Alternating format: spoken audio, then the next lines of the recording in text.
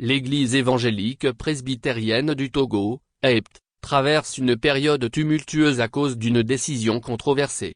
Le 13 janvier 2025, le bureau exécutif, B, de l'Église a imposé un renouvellement des bureaux des groupes organisés avec un délai très court de 2 semaines.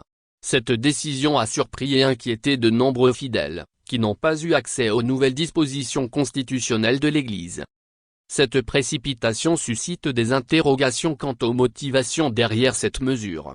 Selon des sources rapportées par le confrère Togoscoop, il semblerait que cette décision pourrait servir des intérêts particuliers, notamment ceux d'un pasteur dont l'âge pourrait compromettre sa rééligibilité.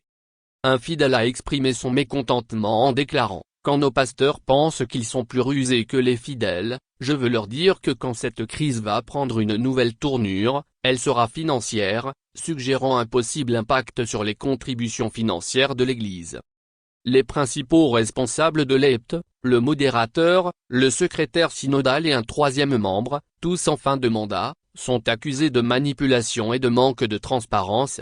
La gestion de l'Église semble être influencée par ses dirigeants malgré les appels à une meilleure gouvernance. Cette situation a engendré une forte méfiance parmi les fidèles et menace l'unité de l'EPT. La direction des cultes et le ministre de l'administration territoriale sont sollicités pour intervenir, afin d'éviter que cette crise ne s'aggrave. L'EPT se trouve ainsi à la croisée des chemins, sans un retour à des principes de transparence et de participation, la crise risque de s'aggraver, avec des conséquences désastreuses pour l'institution.